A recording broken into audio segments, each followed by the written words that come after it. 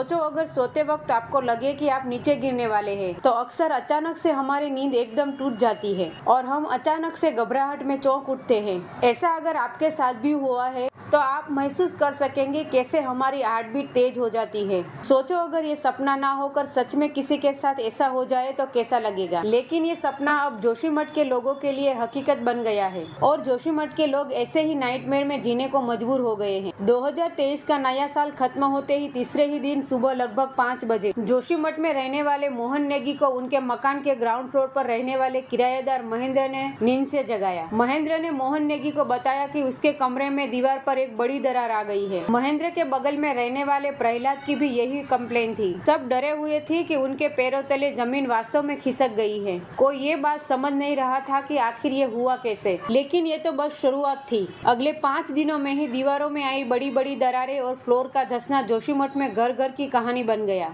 अब पूरे जोशीमठ में यही भय था कि इस लैंडस्लाइड से कैसे बचा जाए, क्योंकि ये ना ही कोई एक बुरा सपना है या कोई कहानी। जोशीमठ की लाइमलाइट भले अब आई हो, लेकिन जोशीमठ में रहने वाले रहवासी बताते हैं कि यहाँ ऐसा महीनों से हो रहा है। जोशीमठ के सैकड़ों लोगों ने बद्रीनाथ के हाईवे नंबर 58 को जाम कर दिया। जब जनता सड़क पर आई तब जाके प्रशासन ने एनटीपीसी प्रोजेक्ट और चारधाम सड़क योजना निर्माण पर रोक लगाई। पिछले 24 दिसंबर जोशीमठ के लोगों ने जबरदस्त प्रदर्शन किया था, लेकिन तब उनकी बात किसी ने नहीं सुनी। लोगों ने दिसंबर से पहले अक्टूबर महीने में भी बाजार बंद करके प्रदर्शन किया था, ताकि सरकार की नजरें उनके दरख्ते घर तक पहुंचे। यहाँ चल रही परियोजना पर रोक लगे। किसी की गली में दरार आ गई है तो किसी के मकान के अंदर दरार है, किसी की छत दरक गई है तो किसी की दीवार। लोग अपने घरों में आई दरारें दिखा रहे हैं। क्या आप ऐसे विकास को अपने सीने से लगा सकते हैं जिससे आपके घर दरक जाए? सोचिए, एक घर बनाने में कितने साल लगते हैं, कितना पैसा लगता है। अगर ये सब सरकार ने पहले ही देख लिया होता तो आज जोशीमठ के लोगों को सड़क पर नहीं आना पड़ता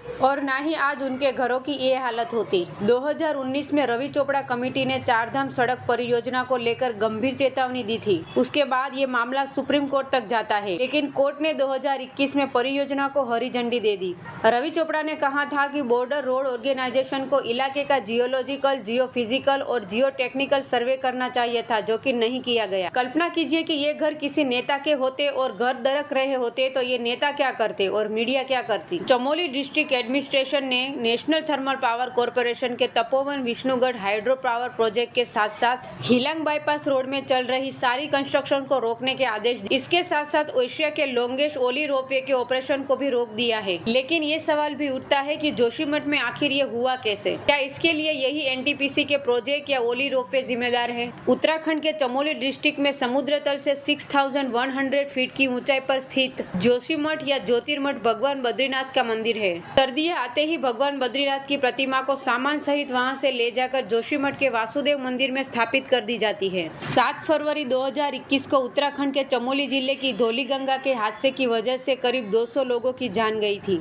1976 में गवर्नमेंट ने गढ़वाल के तत्कालीन कलेक्टर MC मिश्रा की अध्यक्षता में एक कमेटी अपॉइंट की थी, जिसका काम था जोशीमठ का धंसने या सिंक होने का कारणों का पता लगाना। उनकी इस कमेटी में इंडियन आर्मी, ITBP, BRO और श्री केदारनाथ बद्रीनाथ टेम्पल कमेटी और लोकल एडमिनिस्ट्रेशन के लोग भी शामिल थे। 18 सदस्यों की कमेटी के इस रिपोर्ट में ये एक्सप्लेन किया था कि जोशीमठ एक ओल्ड लैंडस्लाइड जोन सिचुएटेड है। अगर इस एरिया में अनचेक रामपथ डेवलपमेंट होता रहा तो और भी ज्यादा धंसने या सिंक होने के चांसेस बढ़ जाएंगे। साथ साथ कमेटी ने ये रिकमेंड भी किया कि इस रीजन की जियोलॉजिकल कंडीशन को देखते हुए जोशीमठ के आसपास के क्षेत्रों सब्सटेंशियल कंस्ट्रक्शन पर पूरी तरह से रोक लगा दी जाए और रोड की कंस्ट्रक्शन में भी एहतियात बरतने का सुझाव दिया गया था, जिसमें ये भी कहा गया था कि यहाँ पर मिलने वाले स्टोन और बोल्डर को हटाए बिना रोड बनाए जाए, क्योंकि यही वो बेस है जो जोशीमठ की फिजल सोइल्स को बांधे रखता है। ये रिकमेंडेशन इसलिए भी दिए गए थे क्योंकि असल में जोशीमठ एंशिएंट लैंडस्लाइड पर बना है और ये सैंड और स्टोन डिपॉजिट पर स्टेब्लिश है, हार्ड रॉक पर नहीं। 2021 में USDA में कमेटी बनाई गई थी।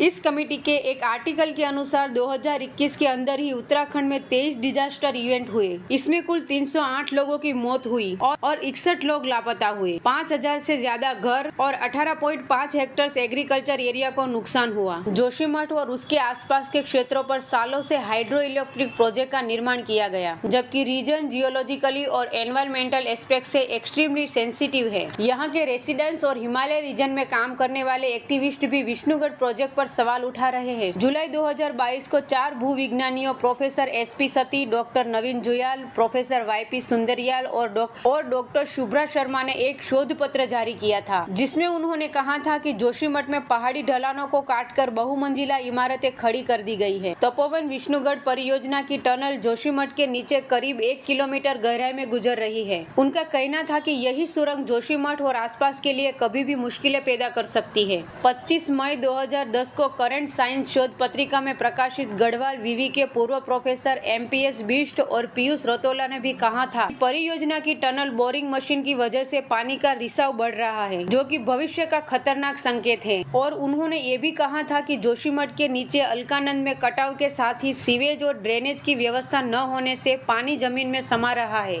इससे जमीन धंस रही है। 1970 में अलकानंद की बाढ़ के बाद यूपी सरकार ने 18 मेंबर कमेटी का गठन किया था, जिसमें कहा गया था कि जोशीमठ भूस्खलन प्रभावित क्षेत्र है, इसके ढलानों से किसी तरह की छेड़छाड़ नहीं की जानी चाहिए, भूस्खलन इलाकों में पेड़ न काटे जाए, पहाड़ी ढलानों पर पेड़ पौधों का रोपण किया जाए, 5 किलोमीटर के दायरे में किसी भी प्रकार का खनन न किया जाए। 2006 में भूस्खलन वैज्ञानिक डॉक्टर स्वप्नमिता चौधरी ने भी कहा था कि अलकानंद नदी से हो रहा कटाव खतरनाक साबित हो सकता है। 24 दिसंबर 2009 में हेलंग की तरफ से लगभग 3 किलोमीटर की दूरी पर इस सुरंग में टनल बोरिंग फंस गई थी, जिसके कारण सेलंग गांव से 3 किलोमीटर ऊपर पानी के भूमिगत स्रोत को उसने छेड़ दिया। इसके बाद लगभग 1 महीने तक वहां पानी रिसता रहा और इतना पानी बर्बाद हुआ कि पानी का संकट पैदा हो गया। लेकिन क्या सरकार ने इन सभी की बातों पर गौर किया या सुना? क्या कभी सरकार इस जोशीमठ से सीख लेगी या नहीं? सरकार ने कहा कि हर फैमिली को 5,000 पर मंथ दिए जाएंगे, जिसके बाद 1.5 लाख कर दिया गया। लेकिन लोगों का कहना है कि 5 लाख रुपए की कॉम्पेंसेशन दी जाए। जब सरकार ने ध्यान नहीं दिया, तब जाके लोगों ने वैज्ञानिकों से कहा कि आप आकर इस दरारों की जांच करें। क्या सरकार अपने ही प्रोजेक्ट पर सवाल उठाएगी? क्या सरकार जोशीमठ के लोगों के लिए कुछ करेगी? अगर सरकार जोशीमठ के लोगों के लिए कुछ करना चाहती तो पहले ही कर चुकी होती, लेकिन हमारी सरकार को किसी की चीख नहीं सुनाई देती।